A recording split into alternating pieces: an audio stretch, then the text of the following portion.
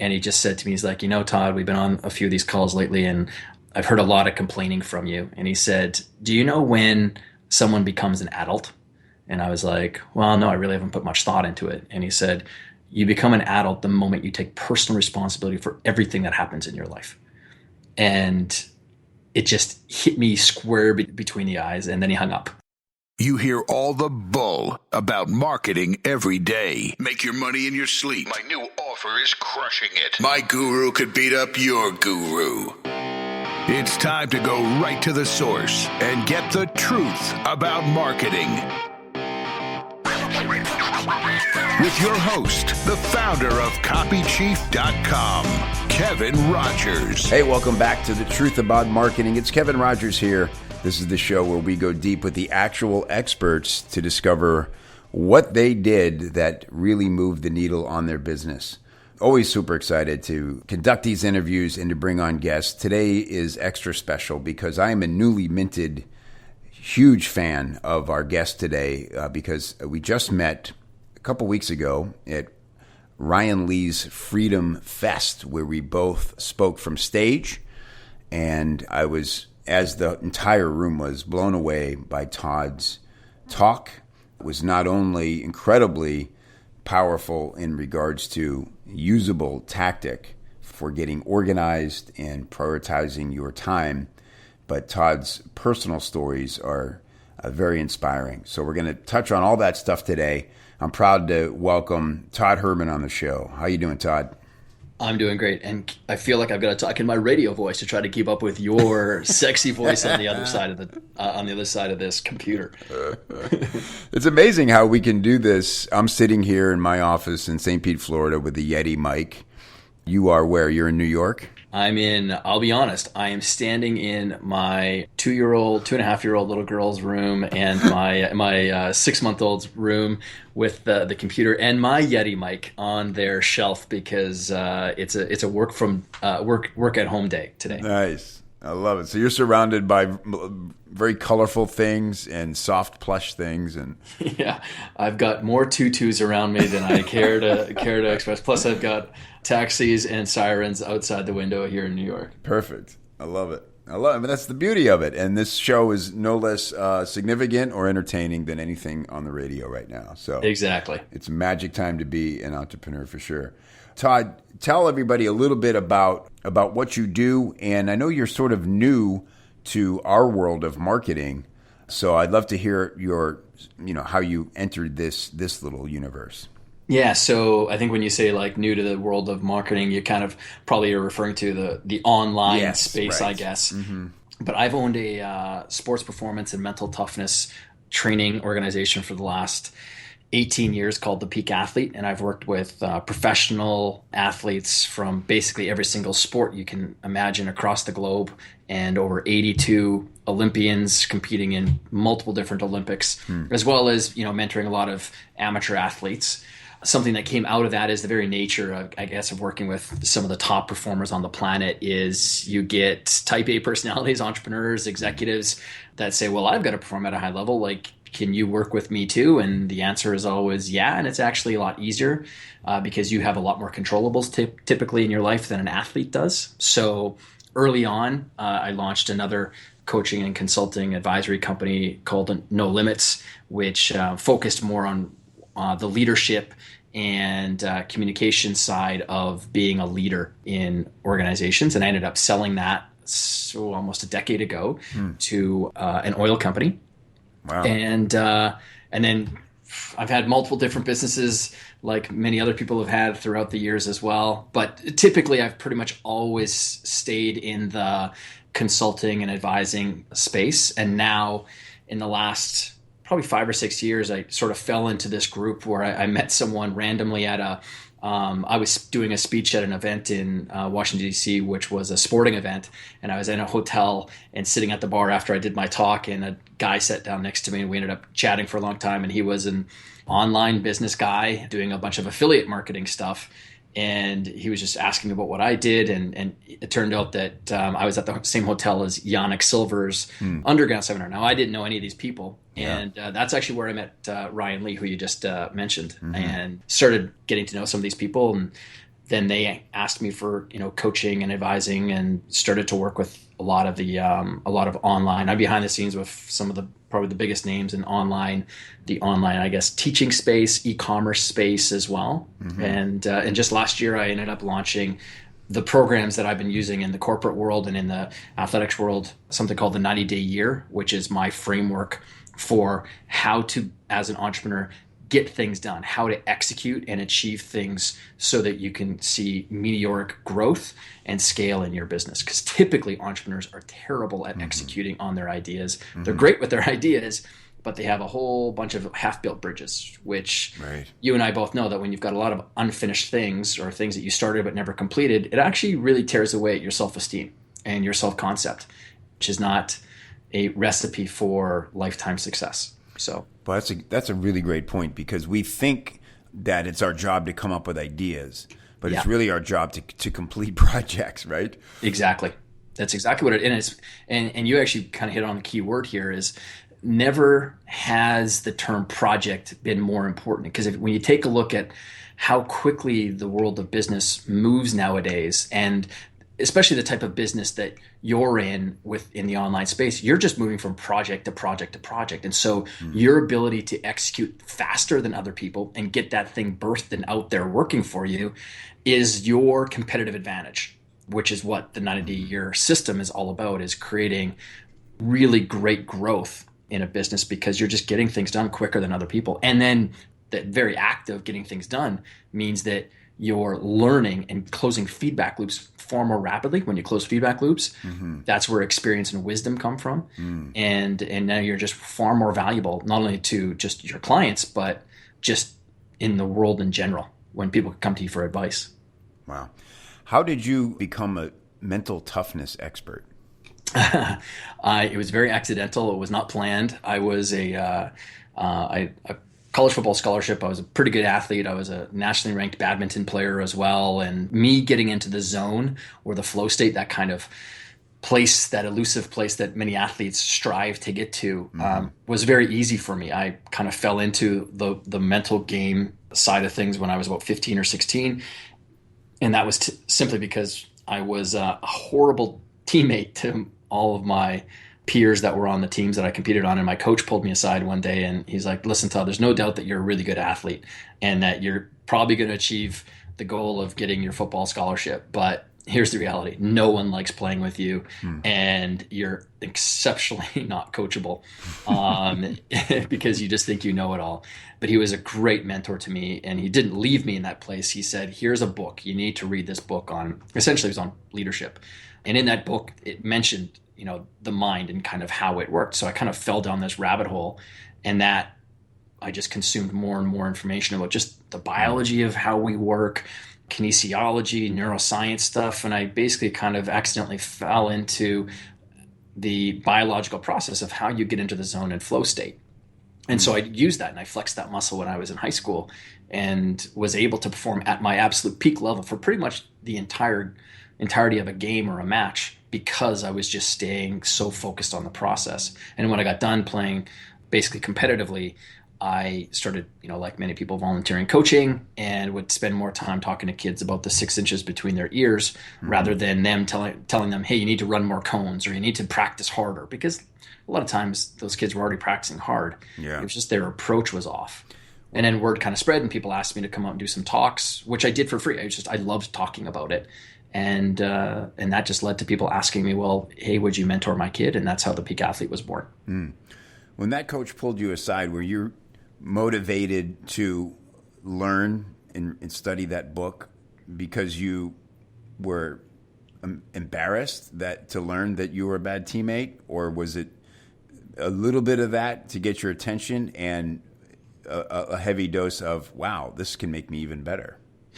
It wasn't necessarily a heavy dose of this is going to make me better. It was, and this is where great coaching and mentorship really comes from. People talk about hiring someone who's got phenomenal success and experience. But at the end of the day, if you find someone who doesn't have as much success as that person, but you explicitly trust them, that is the most important part of the relationship. And I explicitly trusted Grant. He always looked out for me. And it was coming from a place of like, this is this is going to help you. But he was also completely real and honest with me. Right. Now, it's not like I loved it at the time, but because it came from him, if it came from anybody else, I would probably have dismissed it and told them they didn't know what they were talking about. But because it came from him, someone who was a very good athlete as well, very successful athlete, and then was also an exceptional mentor and coach to me, that message carried a way heavier weight than if someone else had said it to me. So at what point do you decide that it's not athletics, but helping other athletes in the mental game that's going to be your career? I don't think it was like a decision. It was just a peeling of the onion slowly. I mean, anyone who's ever played athletics at a high level, that day that you realize that you're not going to play it at that level anymore is a kind of it's a hard day for many people. But then a natural part of the human experience is wanting to share your experience with other people. Unless you're basically a sociopath, that was the only, and that's the truth. Like only sociopaths are the only people who don't have that innate human desire to want to help other people. And so, and my brother was always someone I looked up to, and he was a great athlete, and more importantly, he was just a phenomenal leader.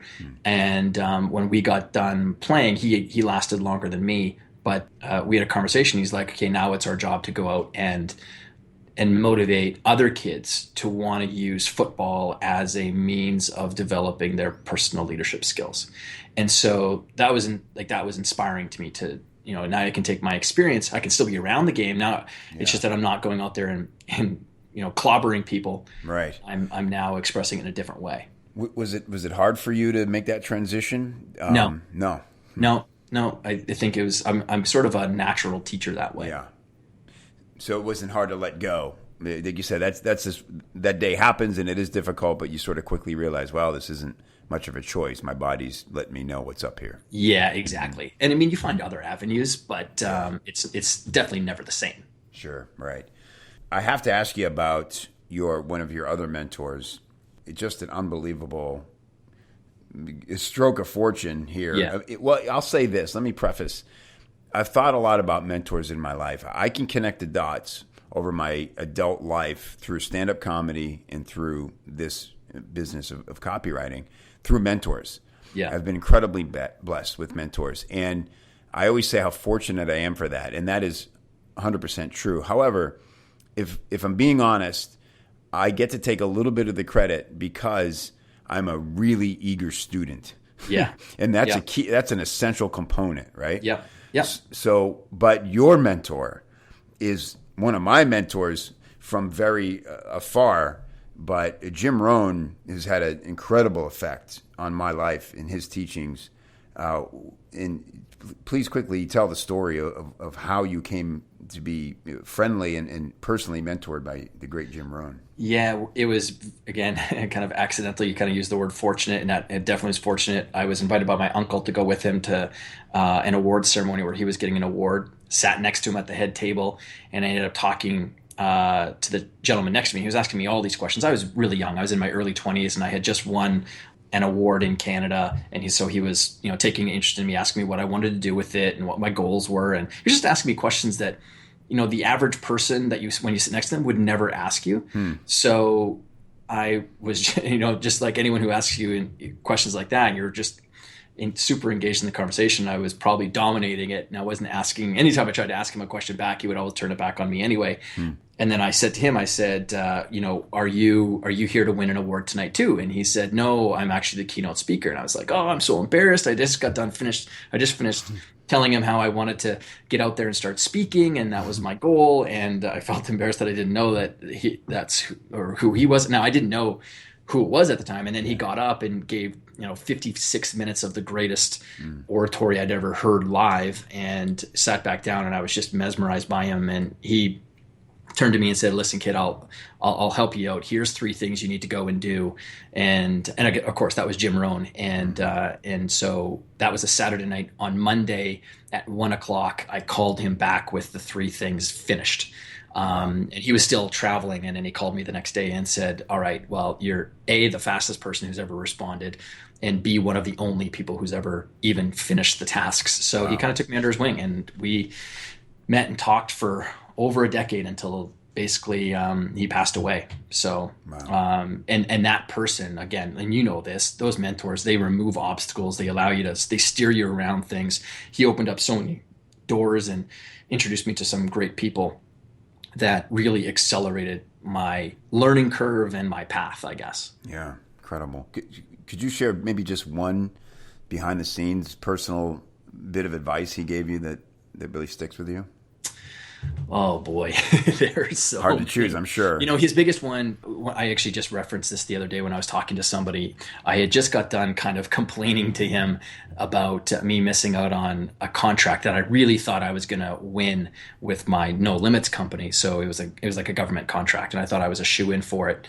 And he just said to me, he's like, Todd, we've been on a few of these calls lately, and I've heard a lot of complaining from you. And he said, do you know when someone becomes an adult?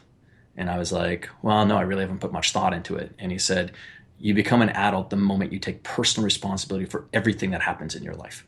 Mm. And it just hit me square between the eyes. And then he hung up. Wow. And I was mortified because I thought that we weren't going to be talking again. And then he called me back just a few minutes later and he said, did it sink in? And I said, like nothing else you've ever said to me. But he was very direct. He was very he was very honest. The other thing we had in common was because we were both farm kids. I mean, I'm a farm kid from Western Canada, grew up on a really big farm and ranch. And that's where he grew up in, Washington and Idaho. And so we had a real shorthand in how we communicated back and forth with each other. Mm. And, anyone who's listened to him knows he loves to talk about the law of sowing and reaping and, the farmer going out to the field. And so we could talk like that. And it was a visceral experience for us because we experienced that. Both of us did. So, right. Yeah, it was really kind of uncanny how we had very similar backgrounds, even though we were born 70 years or 65 years apart. Right. Yeah.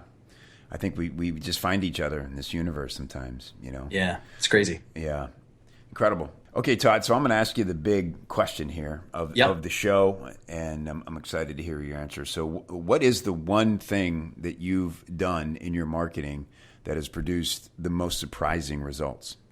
So I'm going to go probably a little bit sideways on you, and I know probably a lot of your guests talk about some sort of online thing that they did, but mine has always been offline. I built up most of my businesses on the back of me getting on stages and speaking. That was the one metric I ever cared about. The one thing that now knowing and being very involved in the online space is there's a lot of metrics to pay attention to. Yeah. But so I kind of missed the old days where I just paid attention to one metric. But when I first started out, and I had those questions where people were saying, would you mentor my son or daughter in sport? And I started saying yes, but I thought, are these people just saying, Todd, will you mentor my kid because they know me and they like me? Or is this an actual business? Because I really don't know people who make a living doing this mental toughness stuff. Again, my world was quite small back then.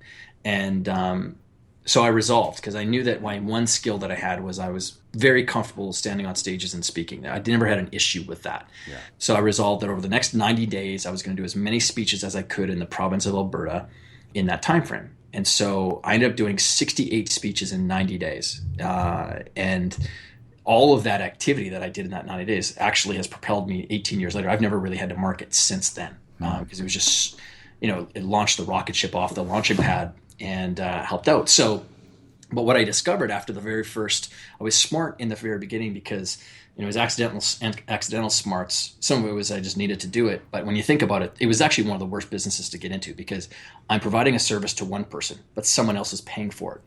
The kid or the teenager is getting the mental toughness coaching, but the parent is paying for it. So not the greatest business to be in, because the consumer doesn't have the credit card. So anytime I was going out and doing these speeches, I told the associations or the teams that, listen, I'll come out and I'll do their speech for free. But every single athlete in the room has to have at least one parent there. And some of that was because if I had the parent there, then I could possibly sign them up on the spot to do some work with their kids. But what ended up happening was, and it was very accidental, I started speaking to hockey teams in the beginning. Now, hockey is a very expensive team sport. It's one of the most expensive team sports there is. So you have to be in either middle class or upper middle class or upper class in order to even afford to put your kid into it. Now, the demographics of the people that were then in the room, the parents, were either entrepreneurs, they were top salespeople, they were leaders in government or in companies, typically people who had some good influence. And after I got done doing my speeches, the people would approach me afterwards and they would say, listen, Todd, I loved what you had to say about developing a triune athlete, the mentally, emotional, and the physically strong athlete. And it's so funny because what you were saying was all of these things I was relating to my business or my government agency. And by chance, do you do any work with, teams and businesses or governments? And I mean, back then I didn't have that No Limits company. It was just the Peak Athlete. And my response back, which is what a good entrepreneur should do, is, of course I do. But what I found was it was a totally Trojan horse way of getting great business where your pricing threshold is way higher. Because what I can charge a company is way different than what I can charge a team or a teenager. Because the price elasticity isn't as high there.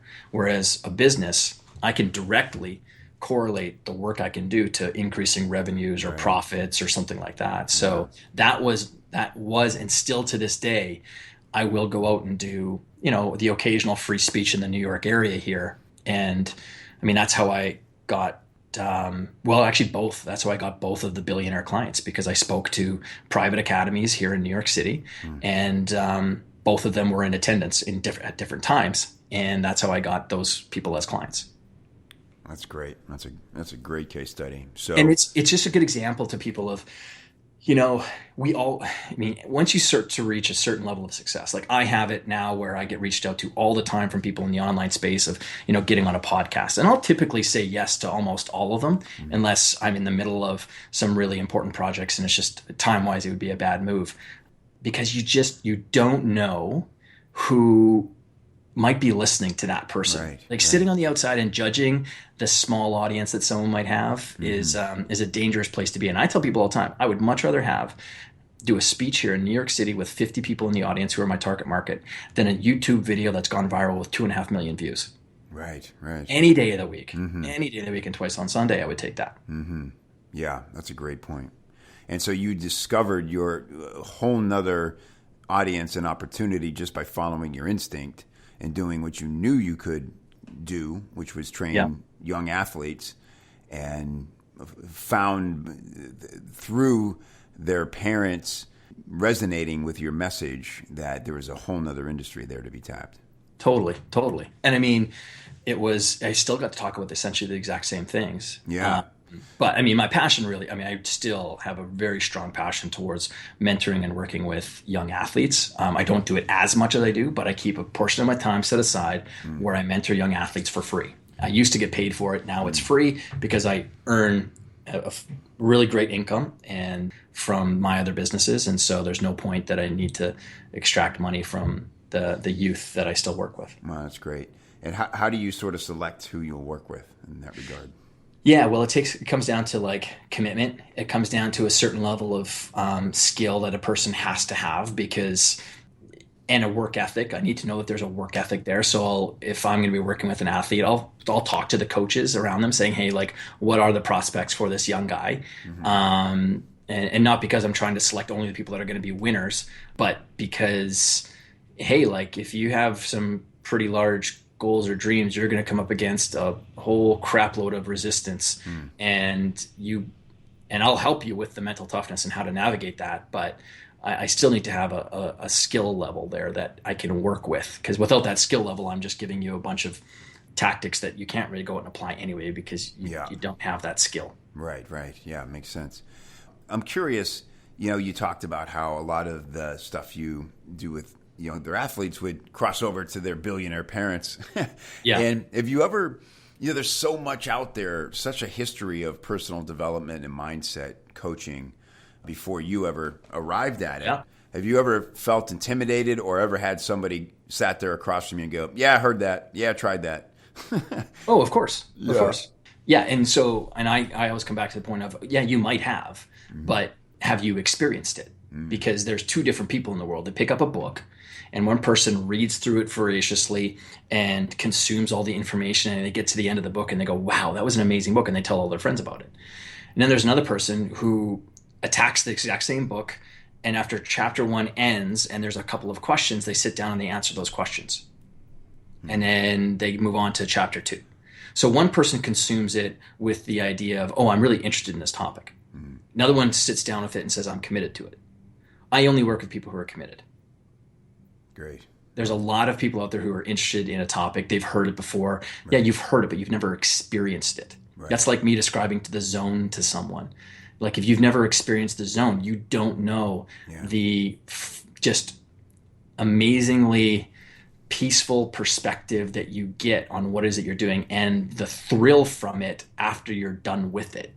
If someone who's never been in a zone or a flow state, they can't wrap their heads around it. Yeah, right. Mm-hmm. I want to go back to that in a second because I wonder if I can relate from stand-up. Yeah. But I'm so interested in mental toughness.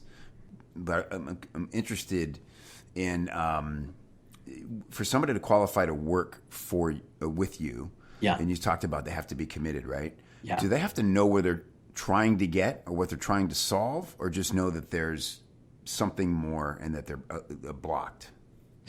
Well, I mean, I would say that I'm going to be working with people that have a direction that they know that they want to be, that they know what their direction is. Mm-hmm. I think there's better people out there than myself that are suited towards someone maybe finding their way. Yeah.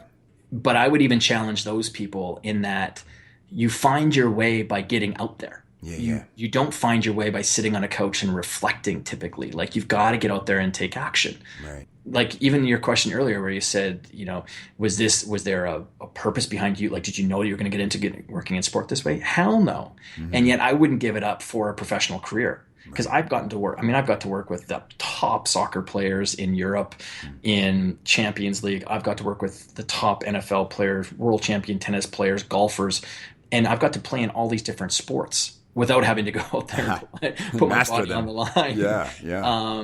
And there's just, I don't know, there's some of us who are we get just as much reward from seeing our clients win those things than if we ever did. For me, it's such a huge win. Yeah. But I wouldn't have gotten there without me just continuously taking some inspired action and sometimes even uninspired action. Sometimes I was doing it and didn't know why I was doing it, but that action created opportunity for me. Right. That's a huge one. I'm just going to stop there for a second because I denied working with somebody yesterday for that exact reason, was that they just needed their why, right? Yeah. And for me, it's like if you've got your why or you're close to it and you're motivated, I know I can help you. But if you're kind of, it's this and it's that, and I don't know. Mm-hmm. Like, I'm not. Like you said, there's just other people I know you should probably talk to. But action is the word, right? If you just, it doesn't have to be the perfect answer, but movement. Life rewards movement. Success rewards action, and so sometimes it's just about just don't be here tomorrow. Be a step forward. Yeah. Well, I mean, it's that it comes from that place of but there's if I took some action now, I might waste some time. And there's got to be a better way. There's got to be a better way that someone else has figured out. And that's constantly going to keep people just stuck on a treadmill, and not even on a treadmill, sitting on the treadmill, not even walking the treadmill. Not even they're just sitting on it. And that chafes the ass because if the rubber doesn't stop,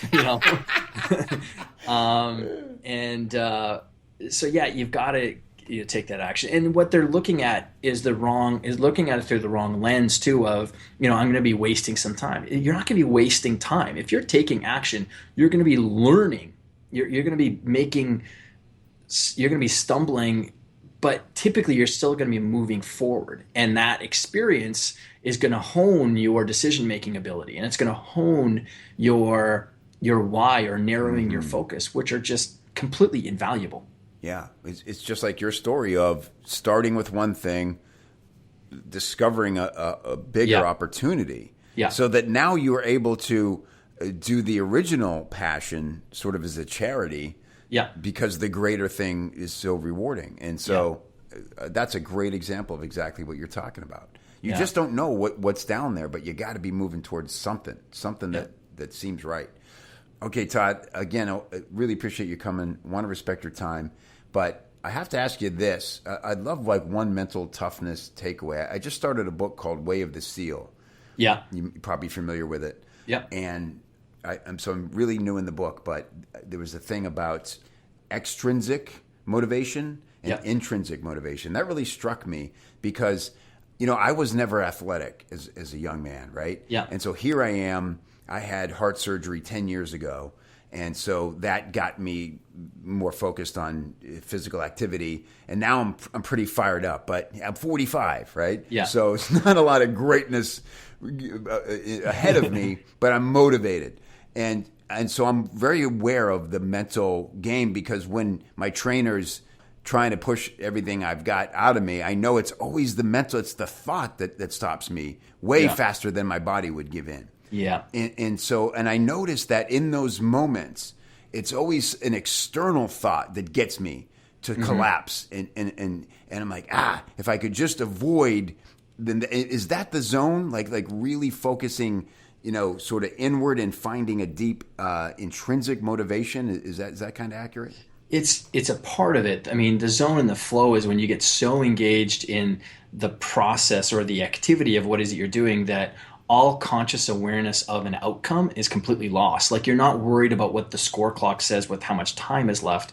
You're just doing the thing that's, engaging you in that moment. And there's a few other things that go along with it. But to kind of, I'll tell you what my definition of mental toughness is. My definition that I give people all the time is mental toughness is your ability to be flexible and adaptable to whatever circumstance comes your way so that you can respond in the most healthy and positive way you can in that moment.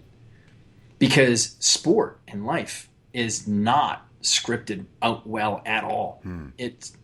There's always right hooks that come your way that you don't expect. And so your ability to respond to that and be adaptable and flexible is really important. Those athletes where you see they break in the middle of a game, they're very rigid with their mental framework. It can only follow a certain number of steps. And if we stray outside the lines, that completely screws with their concept of the way that the game was supposed to be going. Whereas people who are very mentally tough, they can flow with it. They're okay with it. And that's why they end up getting into the zone and flow state the most, because they're not fighting against the current. They're kind of going with it. But one tip I can give people is, and I'm writing the book on this. This is actually what I became really more well-known and famous for in the sports world. And that is that I've been building out alter egos with athletes for, decades now, because that really is the thing that separates them. They don't take themselves on the field of play. And I say that because, we all have insecurities and self-judgments that we carry with us all the time. And those usually don't help us in those moments when we really need to be performing. Like they're not all of your day are you on the field needing to perform at your highest level. Like, and the analogy would be when you're doing stand-up, your field of play is the stage. That's where you need to be performing, because that's where the rubber meets the road. Tom Brady's field is when he steps between the chalk lines and goes on the field and hands off the ball or throws small passes to get short downs or first downs or throws touchdown passes. That's his field of play. So he needs to go out there and step into that with the mindset that's going to help him the most perform. So I help people establish those alter egos. Who would you need to be in order to perform at your peak with what it is that you do? What are the skills that are demanded in order for you to be great at what it is you are? So for me, for example, I started out young. I had a baby face, and I was always really insecure about looking young to other people and not being then listened to. And I had this irrational belief that I got at a young age that people with glasses were smarter and more respected than other people. And that was because the smartest person I knew when I was in grade school was Mark, and he had glasses. So we get these funny beliefs from wherever. And so I was like, well, why don't I just do like a Superman thing? Why don't I do reverse Clark Kent? I'll put on glasses and become confident and decisive and articulate. And that's going to serve me because I speak for a living and I coach and I advise people. So my tool that I take to the marketplace that makes me valuable is my kind of ability to articulate in the moment. And so, okay, well that works great.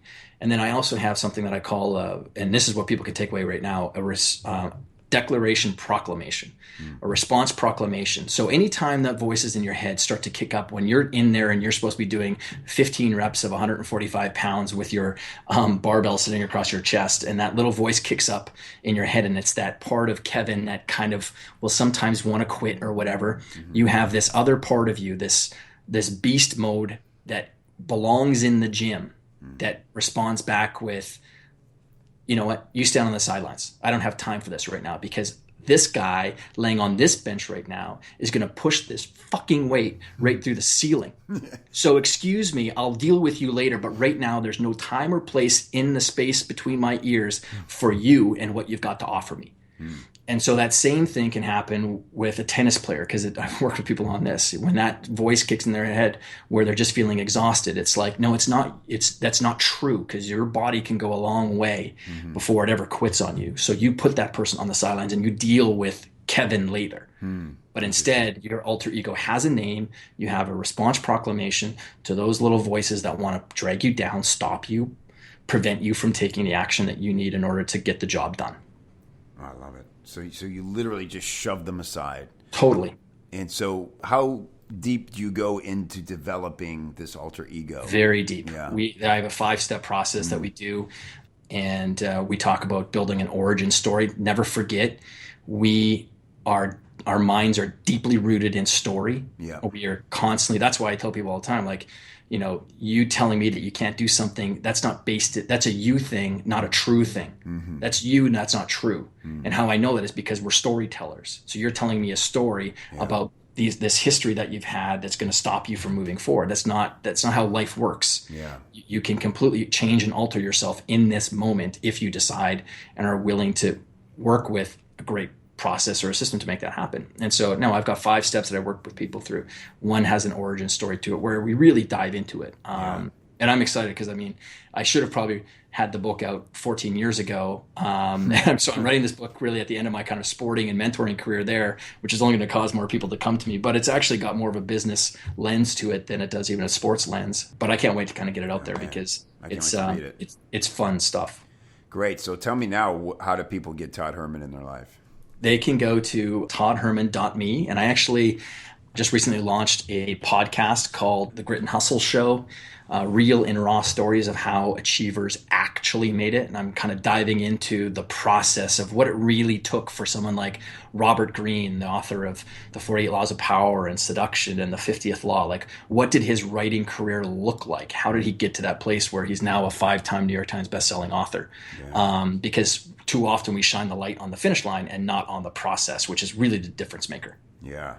Awesome. The Grit and Hustle Show. Yes. And that'll be out before this airs. That'll be available on iTunes and other places you love to get. If they go to toddherman.me, we'll have links there too. Awesome. And the new book, does it have a title yet? Not yet. It could be called The Alter Ego Effect. I'm working with people that are far smarter than me at naming things, so we'll see how that comes out. And it might be out later this year or early 2016. Awesome. Todd, can't thank you enough for making time for us today, and I'm sure the audience is going to love it, get a lot of value from it, and look forward to hanging out with you again soon. Absolutely, Kev. You're a champ, buddy. Talk soon, man. Bye. Ciao. That felt good. I think that was a really good show. Yeah, I dug it. Hey, if you want the show notes and the links we mentioned, head over to copychief.com/TAM. That's copychief.com/TAM. And it's all waiting for you right there. If you're interested in getting coaching from me on business, on copywriting, plus access to all the amazing trainings like the Fast Wins Copy Course and the 60-second Sales Hook, plus the community. That's the real golden ticket, the community of like-minded, helpful, cool business owners and professional copywriters. You should come on the inside of Copy Chief. You can get the best deal. Shh, it's our secret. copychief.com/special. I'll watch for you inside.